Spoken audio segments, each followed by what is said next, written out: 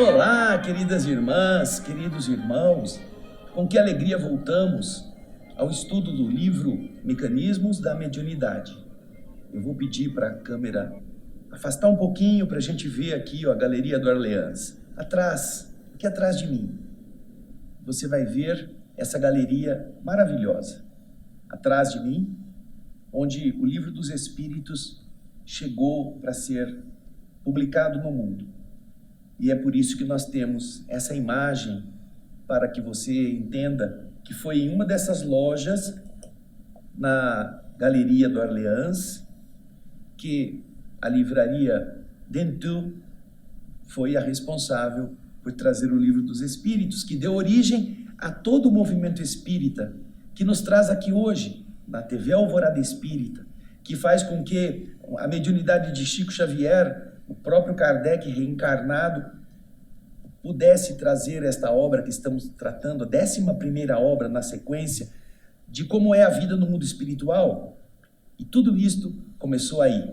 Então, é por isso que deixamos essa imagem para você. Não é só um fundo qualquer, tem a ligação muito grande com a história do Espiritismo. Agora, vamos para o nosso ambiente literário que estamos utilizando para você acompanhar a leitura do capítulo 14. O capítulo 14 é interessante porque, como o capítulo anterior, o 13º, ele vai tratar do reflexo condicionado. Lá era o reflexo condicionado indiscriminado, qualquer reflexo condicionado. Agora ele vai falar de um reflexo condicionado específico. Mas ele vai começar com uma nota, e como nós estamos fazendo desde o programa anterior, o capítulo não exigirá que a gente faça resumo, porque ele é bastante autoexplicativo. Então, acompanhem conosco agora, iniciando com a nota do autor espiritual André Luiz, explicando sobre o porquê ele está tratando desta temática desta forma. Aí você vai acompanhar o texto na tela.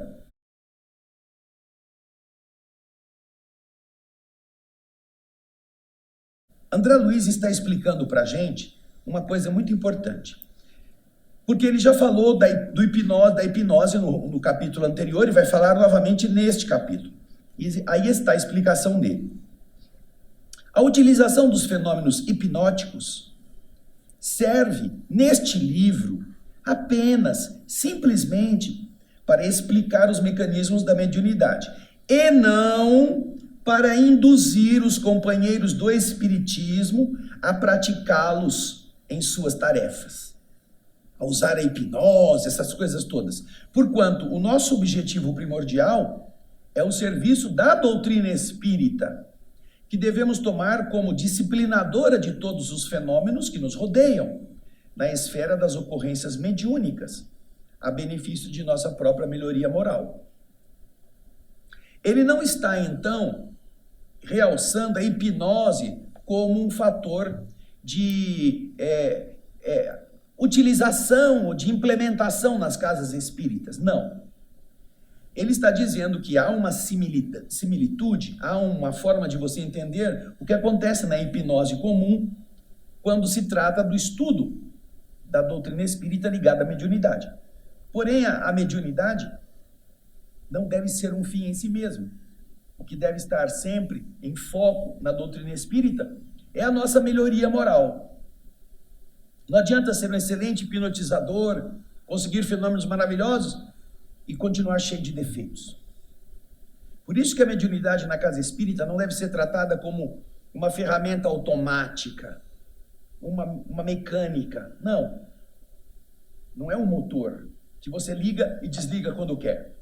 Não, é um evento que exige de todos os participantes uma transformação interior para ser cada vez mais preciso. É isso que ele está dizendo. Estamos comparando para que as pessoas entendam o mecanismo, mas não para que transporte para dentro da casa espírita a hipnose. Tá certo? Está bem claro, né? Agora então nós vamos para o primeiro subtítulo. Os pródromos da hipnose, ou seja, os precursores da hipnose. Como está aí no texto, vamos ver André Luiz nos explicando. Após observarmos o fenômeno do hipnotismo num espetáculo público, que é o que ele fez no capítulo 13, Imaginemos que o magnetizador, aquela pessoa que está gerando aquele impacto vibratório na audiência, imaginemos que ele seja um homem digno de respeito, capaz de nutrir a confiança popular. Suponhamos que seja ele procurado por um cidadão qualquer, que possua uma doença nervosa, desejoso de tratar-se pela hipnose. Talvez o enfermo o tenha visto na exibição, a que nos referimos no capítulo anterior, ou dela terá recebido alguma notícia, alguém contou para ele. E por isso mesmo, este homem se sentiu interessado em procurar o concurso deste hipnotizador, fortemente decidido a aceitar do hipnotizador, do magnetizador, a orientação para resolver seu problema nervoso. O hipnotizador, de imediato, toma conhecimento da atitude simpática do visitante e o acolhe com manifesto carinho. Pega sua mão e, com isso, entra de imediato na aura ou no halo de forças do paciente, endereçando-lhe, fazendo-lhe algumas perguntas. Ao fazer isto, nesse toque direto, o magnetizador insere no ambiente vibratório do magnetizado uma corrente revitalizadora, uma energia positiva. Ao lhe falar de bom ânimo, de esperança, e o doente se entrega satisfeito aos apelos silenciosos de relaxamento da tensão que o castiga.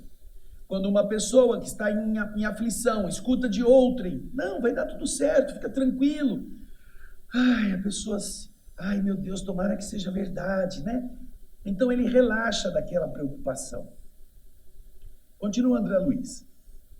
O consulente prestará ligeiros informes acerca do que acontece com ele, dos sintomas de que ele se vê objeto. E o anfitrião, o hipnotizador, de forma paternal, vai convidá-lo a se sentar em uma larga poltrona que facilite o mais amplo repouso. Ele então está criando um ambiente para o atendimento de uma pessoa que está com um problema neuronal, nervoso, um problema de pensamento, de sentimento. Então, você está vendo que a pessoa que vai transmitir alguma coisa positiva, no caso do hipnotizador, está tratando de alguém com um problema nervoso, que está ansioso, está pedindo ajuda, e ele está entrando, então, no ambiente, está criando a empatia, aquilo que é preciso no hipnotizador com o sujeito, o hipnotizado. Então, agora a gente vai para o segundo subtítulo, Mecanismo do fenômeno hipnótico. Como é que funciona isso?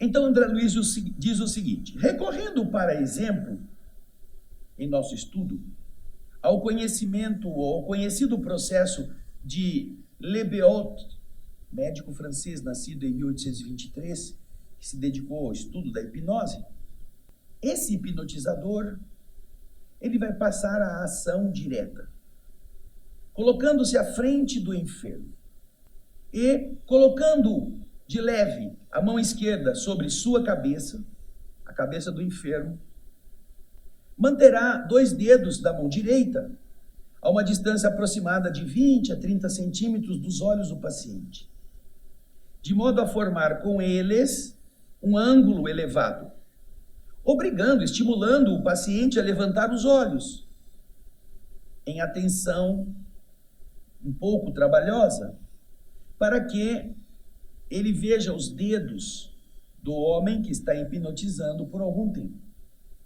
Com esse gesto, o magnetizador estará projetando o seu próprio fluxo energético sobre a epífise, a glândula pineal do hipnotizado. E então ele está falando da epífise. A epífise está lá no livro Missionários da Luz, no capítulo 2, que estuda bem a glândula da vida mental. A porta do mundo espiritual que se abre quando o ser vai atingindo a maturidade dos seus 14, 15 anos, na adolescência, por exemplo. Então ele está falando que a ação do hipnotizador também precisa chegar a esse centro da epífise do hipnotizado, E ele faz isso através da colocação dos dedos para fazer com que o indivíduo levante os olhos, enquanto a sua outra mão está sobre a cabeça, atuando como se fosse um fechamento de circuito elétrico. Então, vamos voltar agora ao texto. Olha lá, com esse gesto, o magnetizador estará projetando o seu próprio fluxo energético sobre a epífise do hipnotizado, glândula esta de suma importância para todos os processos mediúnicos. Para você ter mais claramente entendimento sobre o assunto, está lá, olha, você deve procurar a leitura do capítulo 2 do livro Missionários da Luz. E isso vai favorecer que o indivíduo que está sendo hipnotizado se torne mais passivo. Essa passividade dos núcleos receptivos do cérebro, provocando ao mesmo tempo a atenção ou o circuito fechado no campo magnético do paciente, cuja onda mental, projetada para além da sua própria aura, é imediatamente atraída pelas oscilações do magnetizador, que por sua vez lhe transmite a essência de suas próprias ordens. Então, o magnetizador atua, o indivíduo oferece o campo eletromagnético aberto pela epífise, o magnetizador que está com a mão sobre a cabeça, com os dedos ali criando um circuito fechado, recolhe essas forças e as ativa novamente com novas perspectivas positivas, de volta ao doente, ao necessitado. André Luiz, então, vai dizer que esse mecanismo vai produzir o quê? Libertando as aglutininas mentais do sono, com esse circuito fechado, por causa da ação na epífise. A pessoa que está ali, chamada de passivo, como sujete do processo hipnótico, com essa hipnose que está sendo estimulada por alguém, essa pessoa se vê influenciada pela vontade que lhe comanda transitoriamente os sentidos. A vontade do hipnotizador. Vontade esta, a qual ele, o hipnotizado, adere de maneira habitual. Adere espontaneamente, por iniciativa própria, quase que com alegria. Ele está se sentindo então relaxado. E então agora ele está confiando, está entregando-se ao que ele acha que vai ajudá-lo a resolver o seu problema. Aí continua André Luiz explicando o mecanismo. É então que o hipnotizador, para fixar com mais segurança a sua própria atuação sobre o hipnotizado, exclama, diz em tom grave e calmo, diz ao hipnotizado: não tenha medo. Segundo o nosso desejo, você passará em breves instantes pela mesma transformação mental que acontece todas as noites, transitando da vida ativa para o entorpecimento do sono, em que os seus ouvidos escutam sem qualquer esforço e no qual não se sente você disposto a se movimentar voluntariamente. É claro que o cara não vai falar desse jeito, né? É o André Luiz que está falando. O cara vai dizer: calma, fique tranquilo, relaxe. Você vai se sentir sonolento. Entregue-se ao sono, é muito bom.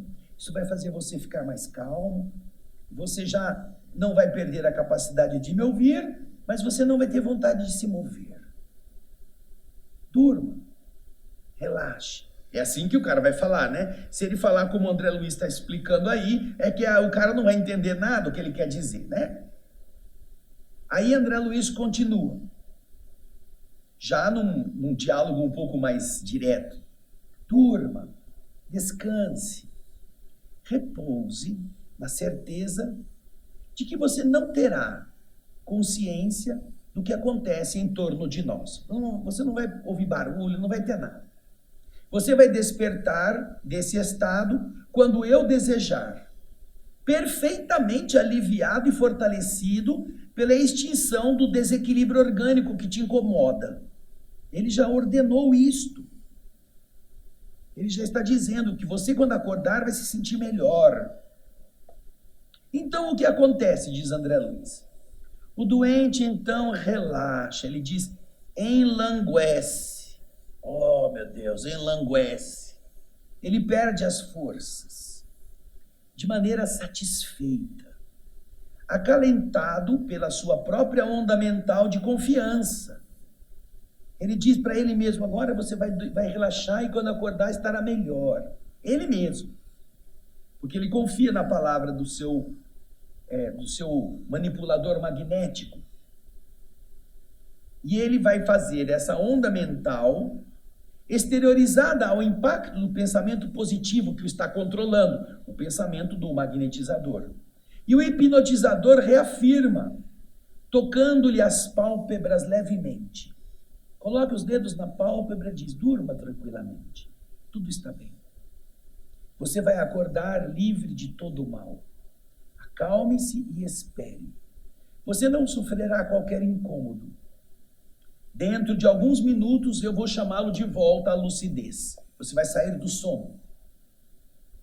Então André Luiz nos diz, nesse momento o doente dorme e o magnetizador se afasta por alguns minutos. Olha que interessante.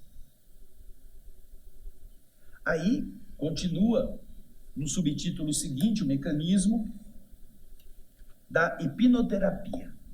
Por que a hipnoterapia vai produzir alguns benefícios? Você vai entender agora. Diz André Luiz que, enquanto está adormecido, a própria onda mental do paciente, ele está produzindo pensamentos bons, que ele vai ficar bom, que essa onda mental está em movimento renovador e guardando consigo as sugestões benéficas que ele recebeu, essa onda mental atua sobre as células do corpo físico e do perispírito do necessitado, que está em hipnose, anulando, tanto quanto possível, aquelas inibições funcionais que existiam, aquelas coisas que faziam o indivíduo ficar nervoso, ficar ansioso. Como se observa, então, diz André, o agente positivo atua como fator desencadeante da recuperação, que passa a ser efetuada pelo próprio paciente. O agente, que é o hipnotizador, ele atua como um fator que dá início à recuperação essa que passa a ser feita pelo próprio paciente, em todos os casos de hipnoterapia ou de reflexoterapia. O hipnotizador, depois de 15 minutos, faz com que o hipnotizado volte a estar desperto, que ele chama de vigília. E então o enfermo, acordado, acusa por vezes grandes melhoras. Naturalmente, ele agradece ao benfeitor o socorro que ele assimilou. Contudo, o magnetizador agiu apenas como um fator de excitação e de influência, porque as oscilações mentais que estiveram com a ação restaurativa dos tecidos celulares foram produzidas pelo próprio consulente. Você já ouviu falar naquele célebre dito popular, mens sana in corpore sano, uma expressão latina que quer dizer mente sadia em corpo sadio. O que essa fala quer dizer é justamente isso que André Luiz está dizendo.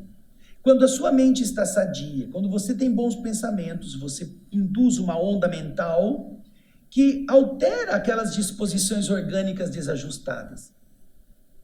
Quando a sua mente está entorpecida, ou está irritada, ou está com problema, ou está assim, confusa, a ordem mental gera uma onda mental confusa, negativa, que se exterioriza no seu campo emocional e depois no seu campo físico. Num processo de auto-hipnose negativo. Se você só vê notícias ruins, se você só tem assuntos maus, se você só dá ouvido a problemas, se você só pensa nas desgraças, você vai produzir exatamente desgraças no seu organismo. Então é um processo de auto-hipnose, no bem ou no mal. E quando Jesus vem à Terra nos trazer informações a respeito do reino de Deus, a respeito do perdão, a respeito de nossa atitude em relação ao próximo, ele está gerando em nós um entendimento, não ainda consciente, é claro, mas uma atitude mental que favoreça a nossa mudança da onda mental que nós produzimos para refletir em nosso corpo em forma de saúde, em forma de equilíbrio.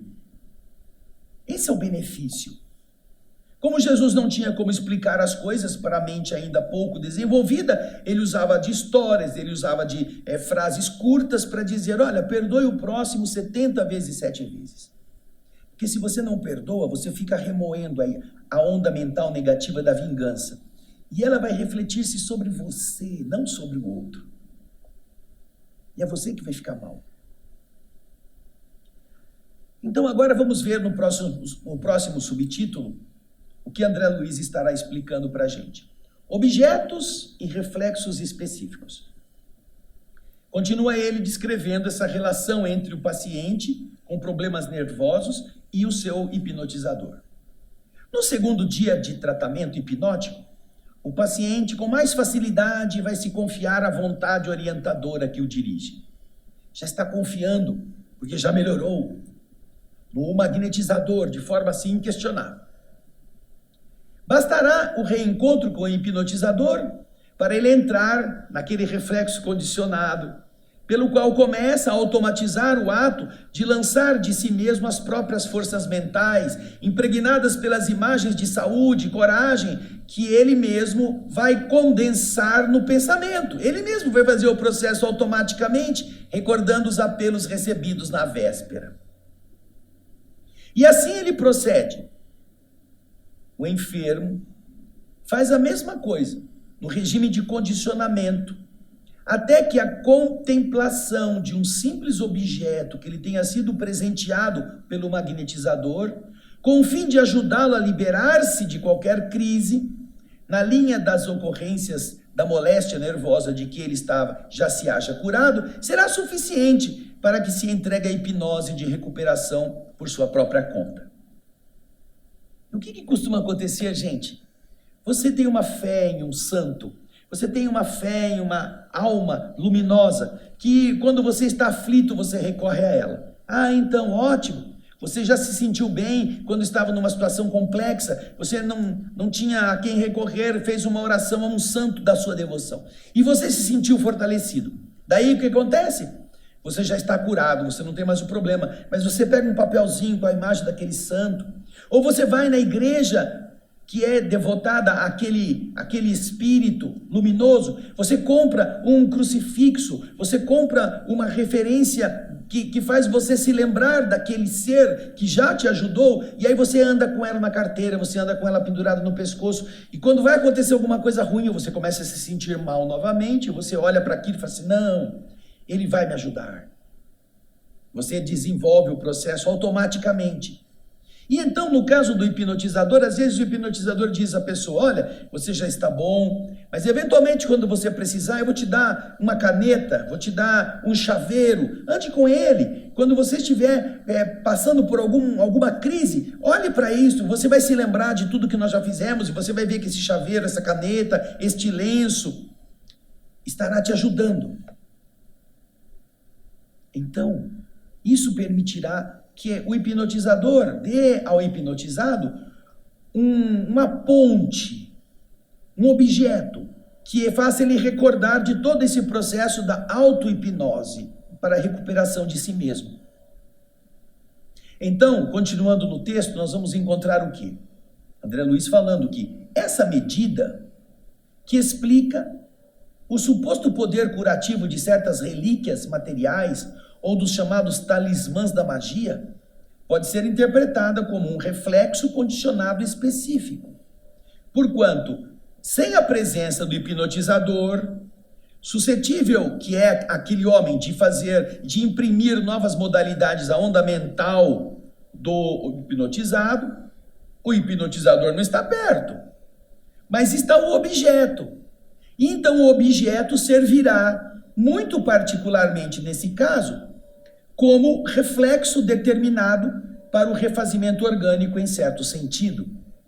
O indivíduo vai viajar, ele não estará perto mais fisicamente do magnetizador, ele vai ficar, e agora? Se eu tiver uma crise de ansiedade, eu vou estar longe, eu tenho que ir para um outro país, como que eu vou fazer? O hipnotizador diz, não, olha, você vai levar isso daqui, ó, essa caneta, ou esse chaveiro, ou esse lenço, ou essa foto, vai com você. A hora que você estiver se sentindo mal, você pega aquilo e você se sentirá melhor. Você vai recordar tudo que nós falamos, você vai sentir todo aquele processo. Como que um switch, um interruptor. Você liga. Você está perdido, está lutando no dia a dia, está se entregando novamente ao descontrole. Você está sentindo os efeitos. Opa, peraí. Ai, eu estou sentindo de novo aquela angústia, aquele suadouro. Ai, eu preciso. Ai, ele está longe, mas eu vou pegar aqui, olha. Ele me deu isto. Eu vou ficar... Ai, Senhor, como é bom ter alguém que me confie, que eu confie. Então, isso vai despertar, como se destravasse o psiquismo. E a pessoa volta àquele estado anterior de confiança, de refazimento. Olha que interessante.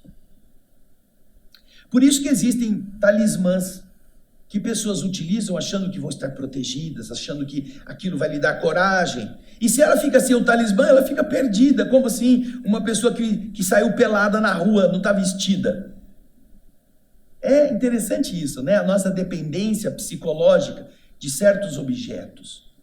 Por eles nos traduzirem, e são pedaços de papel, pedaços de metal, como essa caneta, eles não têm o poder, mas a mente da gente está conectada dentro de nosso pensamento aos bons e benéficos efeitos que nós já obtivemos daquela pessoa que nos deu. É como quando você absorve as boas coisas de uma pessoa. Quando você pega, por exemplo, uma carta que alguém te escreveu, a sua mãe, ou seu pai, uma pessoa amiga, seu filho, e você relê aquela carta, é como se você se abastecesse de novo daquela pessoa que você ama. Nas palavras, no que ele quis dizer. Isso te alimenta. Aí você se acalma. Agora, no subtítulo seguinte, nós vamos ver circuito magnético e circuito mediúnico. André Luiz está aí dizendo que se o paciente, o hipnotizado, depois de curado, se ele continua visitando o hipnotizador, desenvolvendo uma amizade mais íntima, um processo de confiança entre ambos, esse intercâmbio seguro, depois de algum tempo, ambos vão se encontrar em um circuito mediúnico perfeito. A onda mental do magnetizado, reeducada para a extirpação da moléstia que antes havia, terá atendido ao restabelecimento da região em desequilíbrio, mostrando-se agora sadia e harmônica para os serviços da troca, na hipótese do continuismo de contato com o hipnotizador. Voltando-se diariamente para o magnetizador, que por sua vez diariamente influencia e devidamente ajustada ao cérebro no qual se apoia do ponto de vista da resistência do campo, essa onda mental passará a refletir a vontade a que livremente se submete, absorvendo essa vontade e as inclinações e os desejos daquele que está com ele envolvido de forma mais profunda. Nesses casos, verificam-se os mais avançados processos de telementação, ou seja, de transfusão de pensamentos à distância, inclusive o desdobramento controlado, pelo qual o passivo, aquele indivíduo que foi ser hipnotizado, se ausenta do corpo físico sob a indução forte, preponderante do hipnotizador. E ele vai ver e ouvir de acordo com a orientação particular à qual ele se sujeita. É o estado de permuta magnética aperfeiçoada em que o passivo, na hipnose ou na vigília, transmite com facilidade as determinações e propósitos do mentor na esfera das suas possibilidades de expressão. Ele não pode dizer muitas coisas, mas ele poderá fazer alguma coisa. E isso é muito comum algumas pessoas entram em estado de desdobramento quando estão numa sessão dessa natureza. Essas pessoas, sob a influenciação do magnetizador, podem sair do corpo e o magnetizador diz: você vai agora a tal cidade. Nessa cidade tem a rua XYZ, no número tal você vai encontrar uma casa. Vai até lá e me descreve o que você está vendo. Aí o indivíduo sai do corpo, porque ele está muito ligado à ordem mental, e ele vai a tal cidade, vai a tal endereço, vai até a casa e começa a descrever o que ele está vendo. E vai lá, ele está vendo, e o corpo está falando aqui, onde ele está deitado, hipnotizado. E com isso, ele pode, inclusive, desvendar problemas, desvendar doenças, desvendar crimes, por aquilo que ele está vendo fora do corpo, obedecendo às instruções do seu magnetizador. Então, se por acaso ele está entrando num lugar, está vendo uma briga, uma agressão física, e isso está chocando, o magnetizador pode falar para ele: agora você volte para o corpo, saia daí, porque ele pode se desestruturar mentalmente, emocionalmente, porque ele vai demonstrar: estou batendo numa criança, vão fazer maldades com ela, e ele vai ficar desesperado, porque ele não pode fazer nada, ele está fora do corpo, ele está vendo aquilo no plano espiritual. Então, para que ele não entre em descontrole, porque isso é muito ruim no estado em que ele se encontra, o magnetizador ordena: agora eu já sei o que está acontecendo, pode voltar para cá. Aí ele volta e entra no corpo e acorda. Há um médium americano que tinha esse poder muito, muito bem desenvolvido, chamado Edgar Cayce, cujo subtítulo do indivíduo era o profeta adormecido. Porque ele entrava em auto-hipnose e a sua secretária, que estava sempre presente, lia o nome e o endereço de pessoas que estavam doentes e pediam para ele fazer uma leitura à distância. Então ele saía do corpo, a mulher falava o nome e o endereço, ele se desdobrava e ia até lá e começava a falar: estou aqui numa casa assim assado, estou subindo a escada, em cima tem um quarto onde tem uma criança na cama que está com uma lesão na perna, essa lesão está gangrenando, ela foi objeto de uma picada de aranha que ninguém encontrou. Ele vai ouvindo, e às vezes ele está acompanhado de alguém que está explicando para ele, alguém do mundo espiritual, obviamente. Então existem determinados efeitos mediúnicos que são a expressão desse desdobramento consciente que um estado de hipnose pode favorecer. Agora a gente vai voltar lá para o livro no subtítulo A Automagnetização. Vamos a ele? É o último do nosso capítulo. A automagnetização. André Luiz está explicando: olha, ainda há que apreciar uma ocorrência importante. Se o hipnotizador não mais tem contato com a pessoa hipnotizada, ou o passivo, ou o sujeito, e se o passivo prossegue interessado no progresso de suas conquistas espirituais, o passivo, consegue, à custa de seu esforço, por intermédio da profunda concentração das energias mentais, na lembrança dos fenômenos da hipnose a que ele havia se consagrado junto com o hipnotizador, ele consegue cair em hipnose ou letargia, catalepsia ou sonambulismo. Ainda pelo reflexo condicionado, igualmente específico, que ele viveu.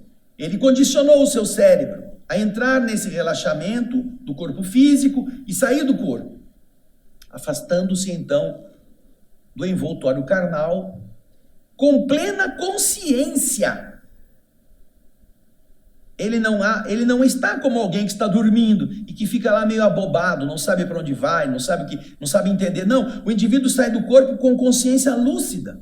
E aí ele entra em contato com entidades encarnadas ou desencarnadas da sua condição, do seu estado evolutivo, ou para provocar por si mesmo certas categorias de fenômenos físicos, mediante a aplicação de energia acumulada, com o que se explicam as ocorrências do faquirismo oriental, nas quais a própria vontade do operador, o próprio indivíduo, que está parcial ou integralmente separado do corpo físico, exerce determinada ação sobre as células físicas e sobre as células do perispírito, estabelecendo acontecimentos inabituais para o mundo rotineiro dos 5 sentidos.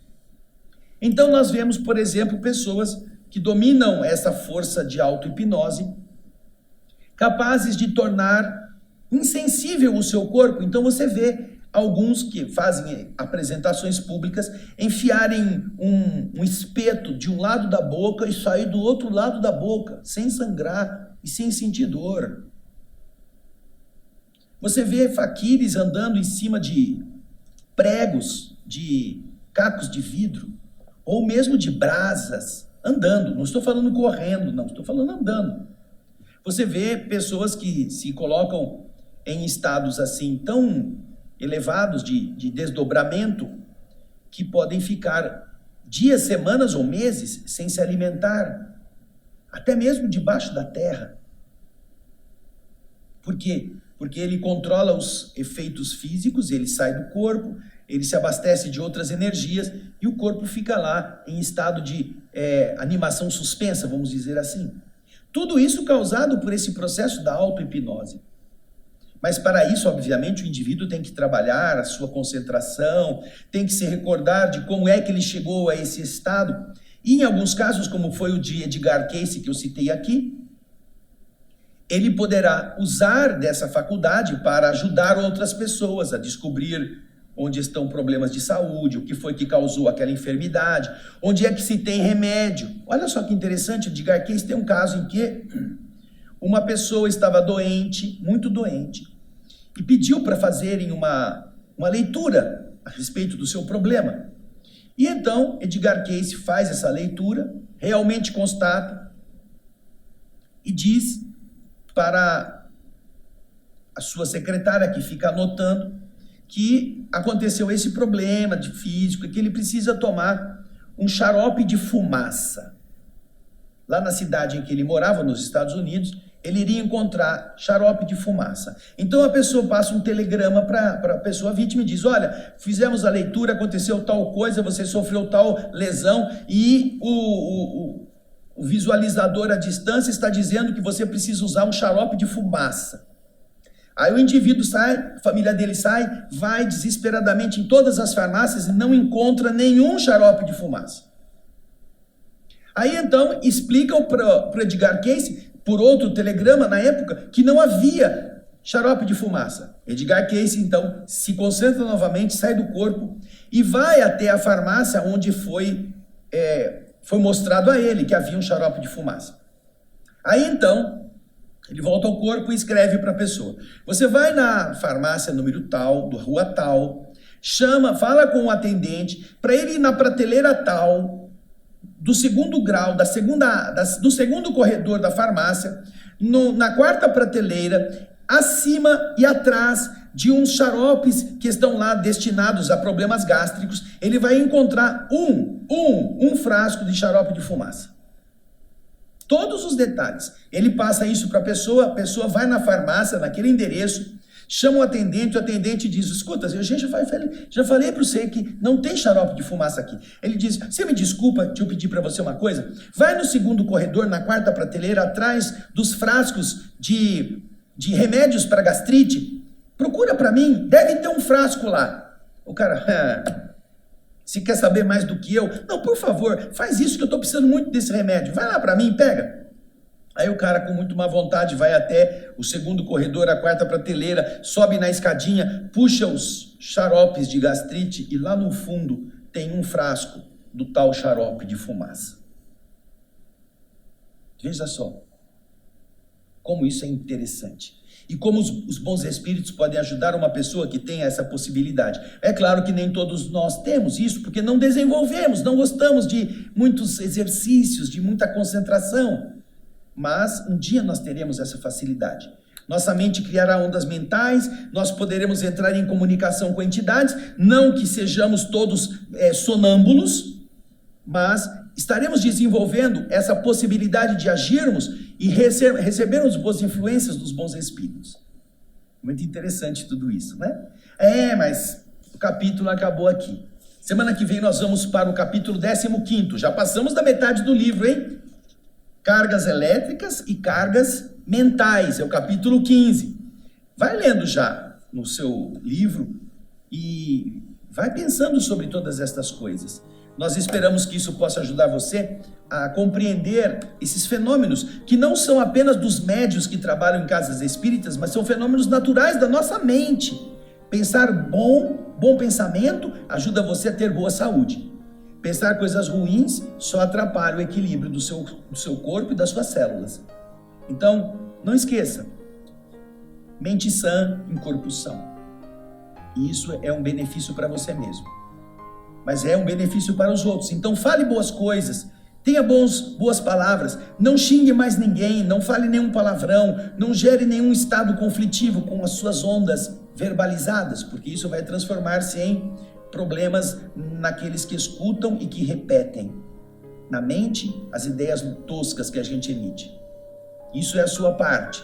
E você vai ver que fazendo isso dentro do ambiente da sua família, sem gritar, sem xingar, sem ter assuntos torpes, você melhorará muito a saúde de todo mundo. Esse é o convite do Espírito da Letra para você, tá bem? Agradecemos sua audiência, seu carinho, a sua atenção. Esperamos você no próximo programa. Até lá e muita paz.